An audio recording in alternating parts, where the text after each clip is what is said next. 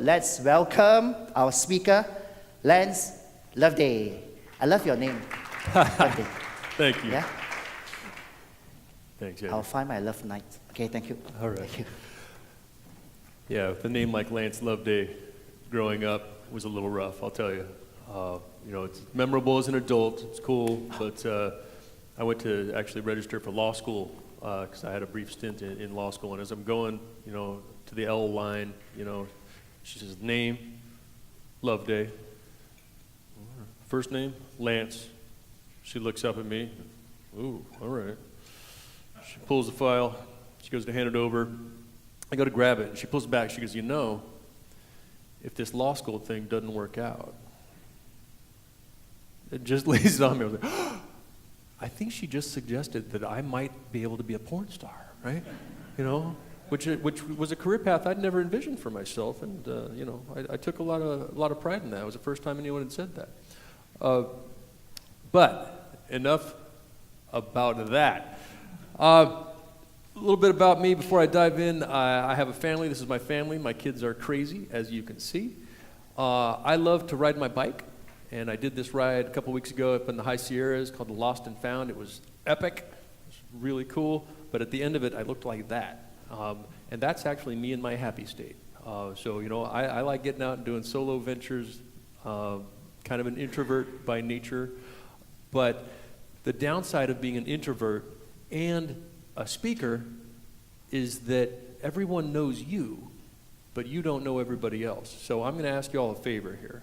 For the rest of our time here, and it's just the afternoon this evening, if we see each other, please come up and just say hi.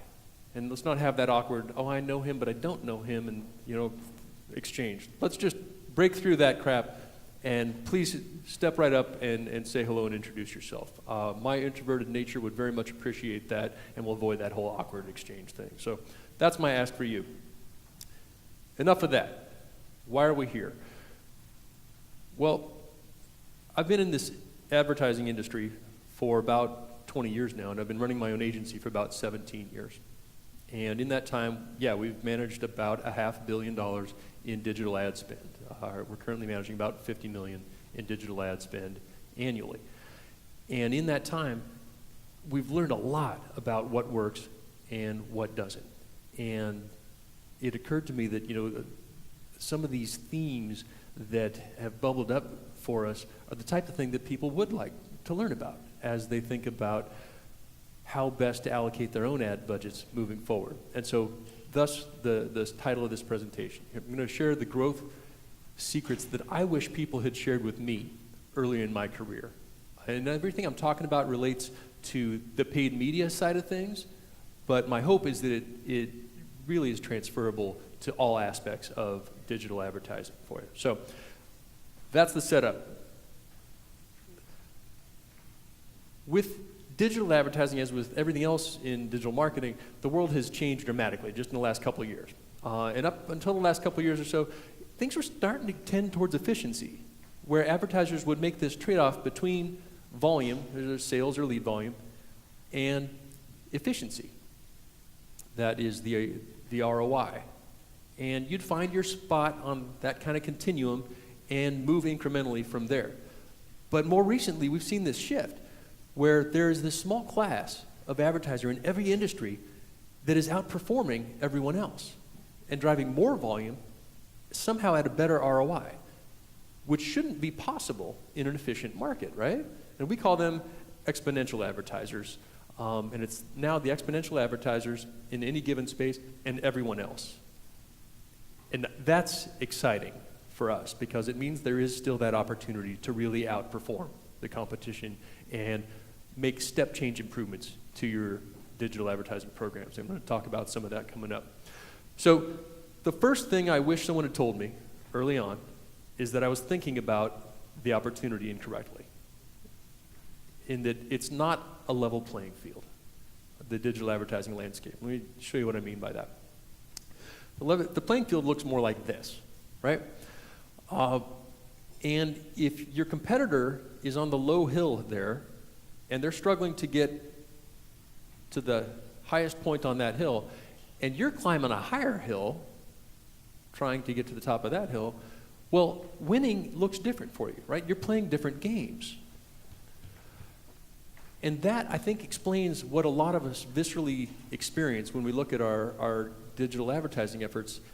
We have a sense sometimes that we're either, on top of things and we're just killing everybody else and we're, just whistling our way to the bank, or we have a sense often that, damn it, those guys are crushing us every which way.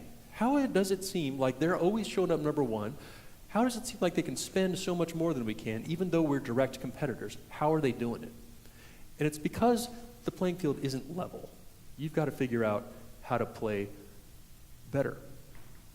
So, how do you change your thinking in order to, adopt this more exponential mindset? Well, first you got to accept that the ad marketplace is not efficient at all. It is wildly inefficient, and that's a good thing.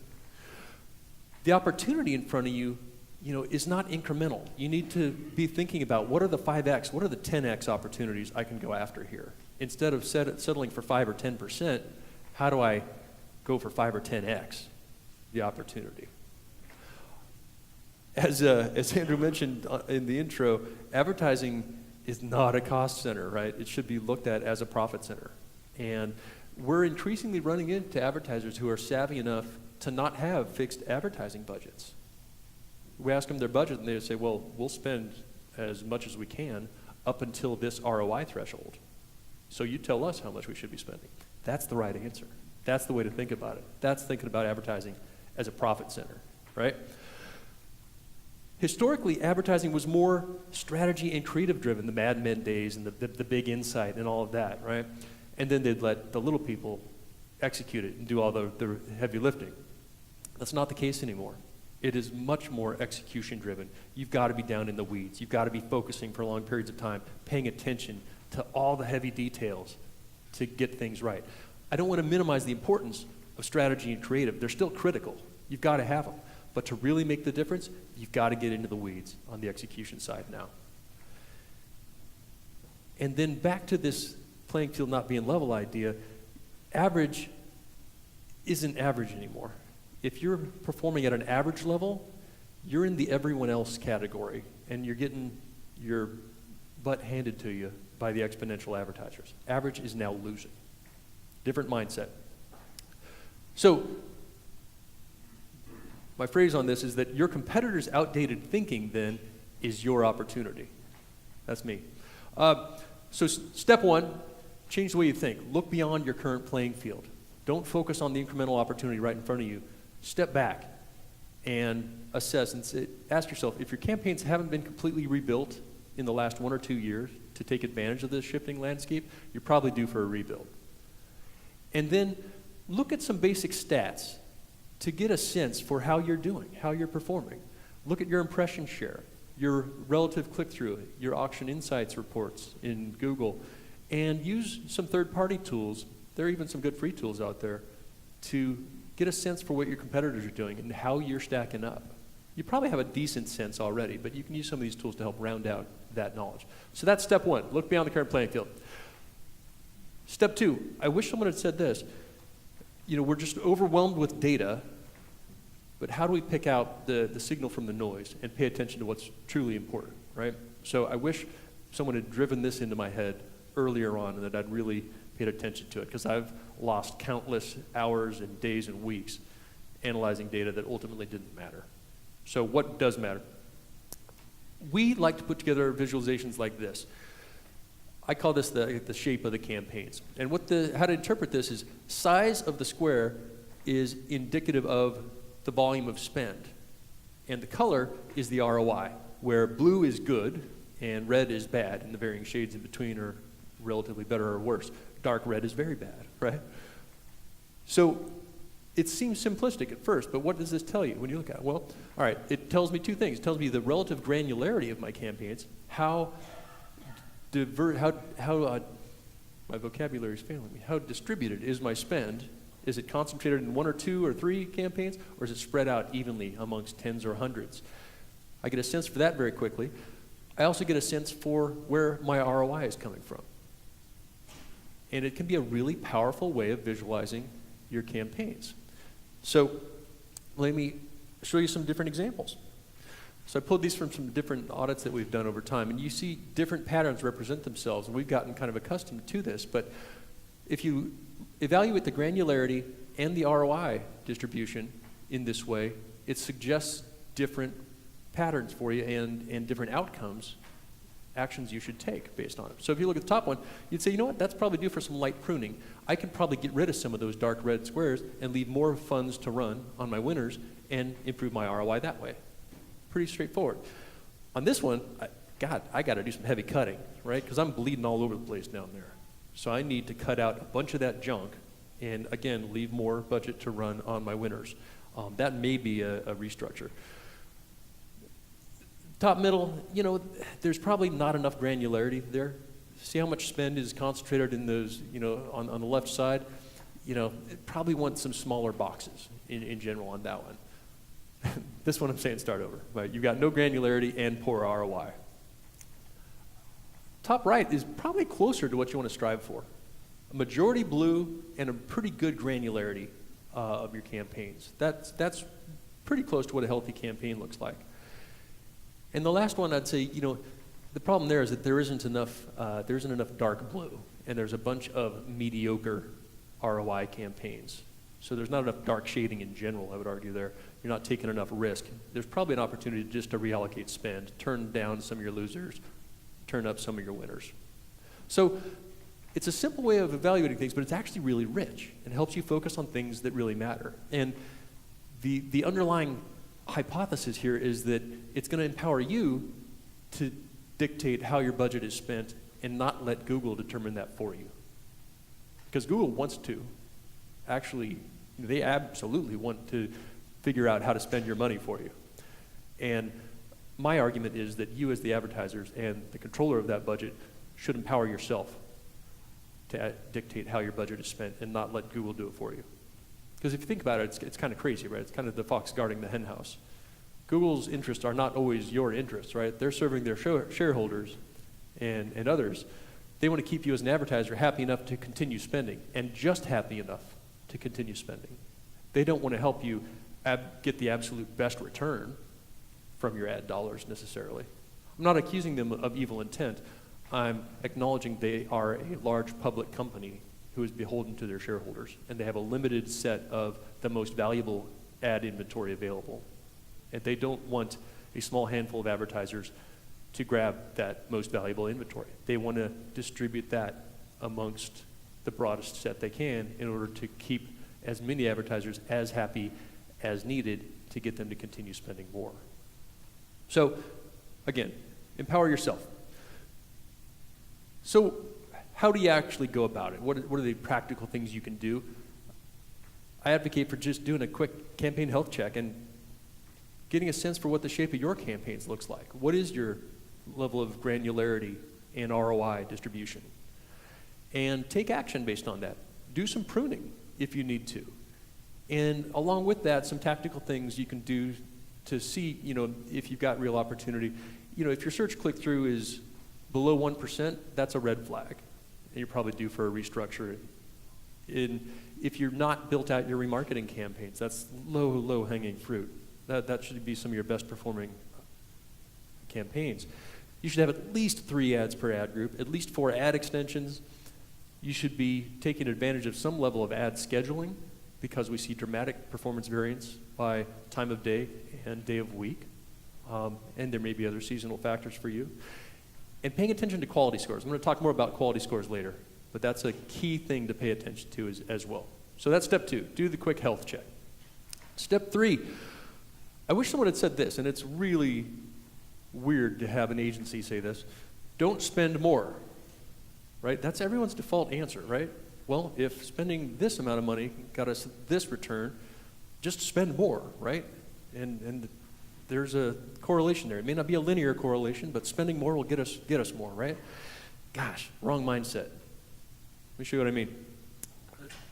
You know, just from an economic perspective, spending more guarantees diminishing returns because that's not a linear relationship.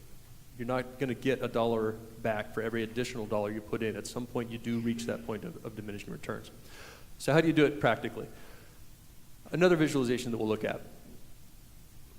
At the keyword level, what is our impression share, as indicated by the left column here, and what is our ROI, or cost per lead in this case, as indicated by the right column. And then we kind of aggregate it with color too. So the color shows the cost per lead as well.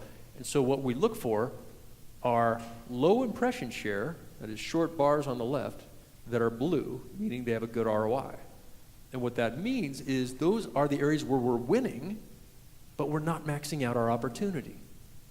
We have room to run still on our winners.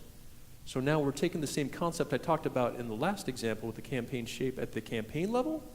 Now we're going granular all the way down at the keyword level and saying, oh my gosh, we have keywords where we're absolutely killing it, but we're not maxing out our impression share. We're not maxing out our opportunity. This is another example of where Google's happy to diffuse that spend across things, even at this granular level, but you can empower yourself by putting together analyses like this to say, no, you know what? Why am I burning money on this horrible ROI keyword when I have so much room to run in other areas where I'm winning big? That's how you buy the most valuable traffic first. And don't start with spending more. Start by increasing your efficiency. Another way to do it, geographic performance. I think geographic performance is one of the most underutilized levers in advertising. And partially it's because the data volumes are so massive to be able to manage it well. But when you can visualize it in this way, things start to jump out at you, right? So as in this case, this is one example we pulled. We realized, why do we have so many markets in the Midwest that have a bad ROI? Same rules apply here. Size of the bubble is level of spend, and color is ROI, right? So why do we have so many markets in the Midwest? You know, and it jumps out at you immediately. And we see lots of different patterns for this, and I just pulled a few here. And they all suggest different outcomes for how to act on it. But most people are blind to it. They don't have visibility to how their campaigns are performing from a geographic perspective. And the idea is that once you understand it, you can apply some bid modifiers that are geographic specific to boost your ROI immediately. In most campaigns, it's an easy 5, 10, 15-point lift just by spending a little bit more in areas where you're winning, spending a little bit less in areas where you're losing. Long term, you want to understand the cause of that performance differential. You may have some problems you need to solve. In the short term, this is kind of low-hanging fruit. And it's something that a lot of advertisers don't take advantage of. So I love this one because it's usually pretty simple. All right. Another one. Oh, God, I love this one. This one's fantastic. Aggregate your performance, and this is search specific, aggregate your performance by match type. So when you advertise to have your ad show up on a given keyword, you can have it show up on an exact match basis, only show my ad when this exact keyword is shown. On a phrase match basis, which is say, well, show my ad when that exact word is shown and similar variants that include that phrase. And then you can say, show it on a broad match basis, which is basically gives Google license to show it for just about anything they want. Plurals, synonyms, anything related to it.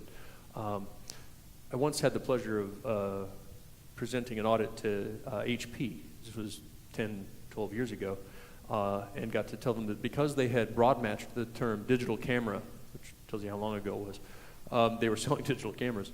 We got to tell them that they had spent $50,000 the prior month on the search queries really containing the term babe cam, right? Not on brand, right? Not a good use of their budget, right? And they were embarrassed, and we cut it off. But broad match can be very dangerous as a result. So be very careful there. But what we see when we look at campaigns is we see that a majority of the spend is on broad match terms. And Google encourages that openly. Oh, hey, let us figure out how to match your ads, right? Much better ROI. The ROI is the bubble there, usually on exact match, which makes sense, right? You're dictating exactly which words your ads show up for. So we see that trend play out all over the place. And we see distributions like that. Most of the spend is on broad, the best return is on exact. So again, same mindset. How do you move the needle and make sure you're maxing out where you're getting the best return? So you look at it, you just aggregate it like this, and you say if exact match performs the best, then you've got to validate that that's the case for you. But if it does, and your exact match impression share is south of 80%, again, that indicates you've got room to run on your exact match terms, and you can turn down broad match, let more budget fall to your exact match terms. It's an easy winner, again. That's how you buy the most valuable traffic first. Related to that, we just, and this is hot off the presses, we just actually quantified the performance differential, and I kind of flipped the order here. And for this particular client, this is just from one client example, we found that the quality score for exact match was over 2x higher than for phrase or broad match. And I'll get back to, again, to quality score later, but this helps to explain why we see such a wide performance differential. So again, I'll come back to that. All right, so step 3, buy the most valuable traffic first. Ways to do that? See what percent of your non-branded keywords have not converted in the last 90 days. And if it's a fair amount, we're saying above 40%, you probably want to prune a lot of those keywords. And then check your impression share. Check your impression share by keyword, by ad group, by match type, by day of week, and so on. And see if there are opportunities to prune a little bit and reallocate how your budget is spent. So again, you can spend more on your winners and take more control yourself of how that budget gets allocated. So that's step 3. Step 4, all right, be real about display. I wish someone had told me this one.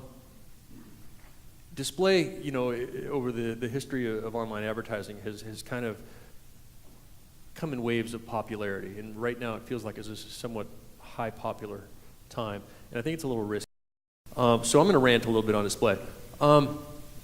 We've seen this trend toward not holding display to the same performance standards as other forms of digital marketing, and I think it's kind of insidious, quite honestly. And I don't want to downplay display completely. It has its place in the media mix, but we've seen examples of advertisers spending 50, 60, sometimes 80 or 90% of their budget on display when they ostensibly have direct response goals, and that is upside down. That's backwards. Display can be useful with awareness. It can be useful in filling the top of the funnel, but be careful about how you're measuring success. We're seeing people use view-through as a means of rationalizing spending a lot on display.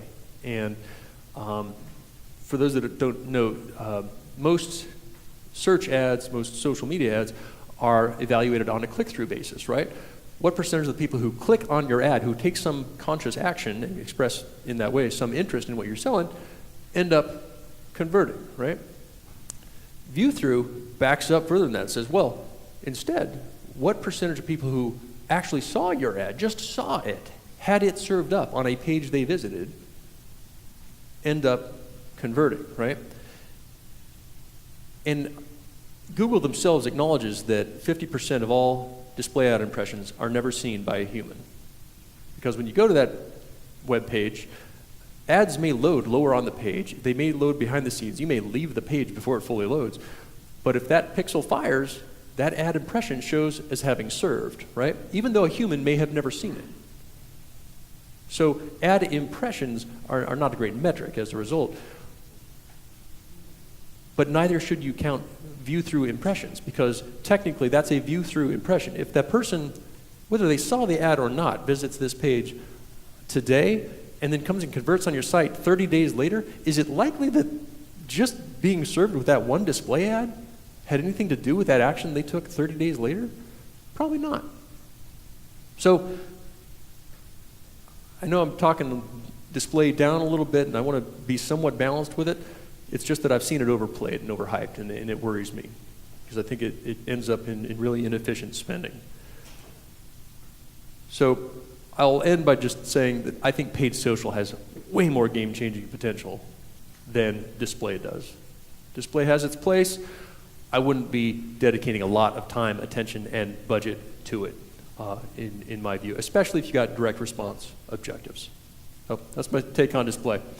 So In general, I'm saying 15 to 20% of budget is a sweet spot for most direct response advertisers. You probably only need to be advertising one or two display platforms. The Google Display Network and maybe one DSP is more than enough for most. Otherwise, you just get spread too thin. Good creative matters, especially in display, but really across the board. But if you're going to invest in it, we see a lot of people spending so much time on the targeting and the technology and the tracking and so on. It's so sexy and it's awesome and it's cool. And then they serve up crappy creative. And it just drives me nuts. So if you're going to go to all that time and effort to craft these really complicated targeting campaigns and so on, invest in good creative as well. It's a relatively small investment that has a big multiplier effect on the campaigns. And then, as I said, you heard me rant about my take on separating view-through conversions from click-through conversions. And what we'll end up doing for clients is we'll set a one-day view-through window. That's reasonable. If someone saw that impression yesterday and converted today, yeah, okay, that's reasonable to think there's some correlation there, right? They should get some attribution for that. If it's more than that, just viewing the ad, we don't count it. So that's how we think about it. All right, so that's step 4. Step 5. Everyone heard of quality score? Google talks about quality score. I got some heads nodding. Good. So Google uses quality score. It's kind of their black box for how they price ads, how they determine who shows up and in what order. So let me demystify quality score a little bit for you and tell you why it's such a big deal. And I'll warn you, we're going to get into a little bit of math with this, and so I'll apologize ahead of time, but it's simple algebra, not a big deal, and you don't have to do it. I already did it for you. So first step in understanding quality score is you got to understand this concept that Google came up with called ad rank. So ad rank is what determines the position that your ads show up in on Google, right? The higher the ad, the higher your position, and the higher your position, the higher your traffic potential, right? The ad in the first spot is going to get way more click-through traffic than the ad in the second spot, and so on, right? And there's a pretty steep drop-off. So it's important to get up as high as you can if you're trying to max your traffic potential, right? So that's the importance of ad rank. So that's what ad rank is. How do you calculate it? How do you determine that? Ad rank is max bid, the amount you pay, multiplied by your quality score. It's that simple, right? So if ad rank determines your traffic potential, max bid obviously is your bid and the amount you're actually paying in hard dollars, and quality score is determined by this kind of black box Google algorithm, but it's mainly a function of click-through. If you want to increase your traffic potential, you've got to do it by either increasing your bid or increasing your quality score. Increasing your bid costs you money. Increasing your quality score, it doesn't, right? So you've got that objective, and you can choose between spending more money on it or working a little bit harder and being a little bit smarter. I would argue for the latter. Let's work a little smarter. Let's increase our quality score and outplay the people who are just throwing more money at the problem. So here's how it lays out. You've got your max bids, your quality scores, and those determine your ad rank, right? Max bid times your quality score equals ad rank. Ad rank determines your position, right? That's why these things show up in that order, because those are the ad ranks. Now the question is, how does that impact how much you pay? Your actual cost per click, right? This is where it gets a little geekier. So the actual cost per click you pay is determined by the ad rank of the person below you divided by your quality score, 16 over 10, plus 1 cent. And I just filled in the rest here so I don't get too geeky. What that means is that with a high quality score, you can outrank the competition and get more traffic while also paying less. In this case, a lot less. So the first advertiser is only paying $1.61 per click, almost half of what everyone else is paying. That's dramatic, right? That's the power of quality score. This is a somewhat extreme example, admittedly, for presentation purposes, but it is exactly how the math works. And my hope is that it does explain why quality score is such a big deal and why I get kind of geeky about it. So The next question is, well, where are we starting from, right? What does our quality score look like? And what we do to analyze that is we'll put together a quality score distribution like this. And what it shows us is how many quality of our keywords, and quality scores assigned at the keyword level, how many of our keywords have a quality score of 1, 2, 3, and so on.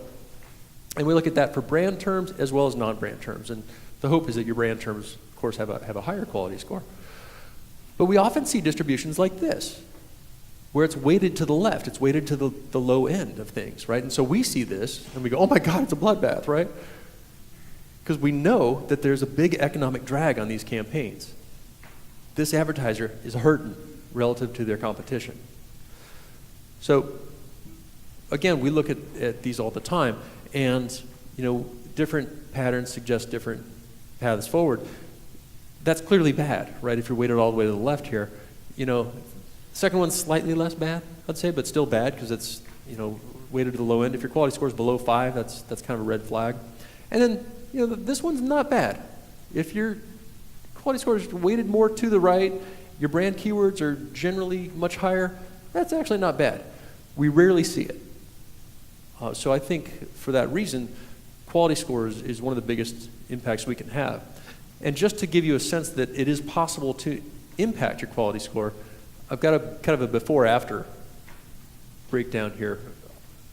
This took about 3 months working with this client to move them from what was a weighted average quality score of 3.8 to a weighted average quality score of 5.2. And on that absolute basis, you go, dude, those are still crappy numbers, right? Those are still failing grades, right? On a 10-point scale, I'm still barely above 5. And that's true. But on a percentage basis, it's a 37% improvement. And if you think back to the auction math that we looked at before, most advertising auctions are won or lost by far less than 37%. So if you could improve your quality scores by 37%, it would be game-changing, as it was for this client. We actually doubled their lead volume in the same time frame with no additional budget. So it's possible. It can be done. It doesn't actually even take that long. But the way to get there is to do a lot of the things that I talked about previously. Prune your accounts. Increase your relevance. Increase your quality scores. Play more to match types, and so on. So to figure out if quality score could be meaningful for you, you do have to understand where you're starting from. Put together a quality score distribution similar to what I showed there. And if your weighted average quality score is less than 5, treat it like an emergency, because it really is. It means that your campaigns are bleeding. And that pains me to see. And if you can move the needle on that, it can completely change your campaign economics. And you could really be playing a different game if you can improve that. So that's step 5. That's quality score. I'm just going to stop talking about it because otherwise I'll go on forever about it. I love quality score. Step 6. It is really tempting with these campaigns to optimize to just the highest level conversion point. It might be a lead. It might be a form download. It is some action usually. It's a first step of engagement in someone's sales funnel. We advocate, though, and I wish someone had told me this early on, to try to optimize to deeper funnel metrics if you can. So here's what I mean. If you're a B2B lead generation company, your funnel usually looks something like this, right? At the highest end, it's impressions, and I talked about don't optimize to impressions. At some point, you get to leads, marketing qualified leads, sales qualified leads, actual sales and transactions, which lead to revenue, and then there is lifetime value, which is the holy grail, right? If we can optimize the lifetime value, we're going to be playing a much different game than everyone else. Almost all organizations are currently optimizing to front-end metrics. Usually it's clicks or leads right now. And the deeper down the funnel you can optimize to, the smarter you're going to be playing. And I'm going to show you what that means here. So in this example, if you were evaluating things on a cost per lead basis, you'd say that campaign A was the winner, right? Lower cost per lead. No brainer, right? But what if you looked further down the funnel and those leads from campaign B actually converted after the lead to marketing qualified lead on a higher basis? Well, now it flips a little bit. They're closer to even, but all of a sudden campaign B is the winner. And what if that pattern continues to play itself out further down the funnel? Well, now it's winning by a lot. And then if you take it to sales, now it wins by 5x. Had you just optimized to lead, you'd have said campaign A was the winner, when in reality, campaign B beats it by 5x. Right? That's the power of optimizing to the deeper funnel metrics. You've got to instrument your funnel to be able to measure this, to be able to do these look backs and see how things perform. But if you can do it, if you can have the discipline to actually do this, it's a game changer. And let me show you how it plays out. One of our clients, Tableau Software, this is their spend allocation by campaign year over year, 2015 to 2016. I had to genericize it because I can't give away their intellectual property. But let me show you what it means. These top yellow bands in 2015, those were the leads that we thought we couldn't afford to buy. The traffic was just too expensive. We couldn't afford to fish there. And the light blue band, those were the cheap leads. We're like, yeah, give us those all day long. This is awesome, right? But the full funnel analysis we did at the end of 2015 showed us that, oh my God, those leads we thought we couldn't afford, they performed the best. They closed the best. Their revenue values are the highest. Our reps love those leads, right? And those cheap leads, oh crap, it turns out they're cheap for a reason. They don't perform as well. And we've been overpaying for them. So we changed their spend allocation by going deeper down the funnel, and it had a game-changing effect for them. So ask yourself, how else can you improve traffic quality by going deeper down the funnel? Same client, they improved traffic quality by challenging us to optimize to drive bigger company leads as well. Their sales force said, stop sending us all this micro company crap. Give us the bigger company leads. And so we instrumented the funnel to be able to measure that, and we were able to optimize on that basis. And we changed the mix. Far fewer small company leads, far more enterprise and large company leads. They were a lot happier. And that's what led to long-term success for them. Made a big difference. So step 6, again, optimize to those deeper funnel metrics. And pass your customer data through to your CRM tool, and so that you can do those look backs. If you can go just one step deeper in the funnel, it has the potential to put you ahead of 95% of advertisers out there and create a competitive advantage for you. Last one, audit ruthlessly. I mean, we all go see the doctor, every year usually at least, right? We get a third-party objective professional view of how our bodies are performing, right? What our health is. But we don't do the same thing with our advertising budgets. And so we advocate for getting an objective third-party view on how your campaigns are performing. And a complete review, just like a complete physical, is going to comprise a lot of different things. Here's a bunch of them. But because it's like a health exam, people don't like doing it, right? It's possibly unpleasant, but we gotta save ourselves. So the last thing I'd leave you with is to get the campaign audited. And those are the 7 things I wish people had shared with me early on in my journey. I hope it's helpful to you. I'm Lance. I will be in the expo hall and available the rest of the conference. And thank you for encouraging my behavior. Thanks. Questions?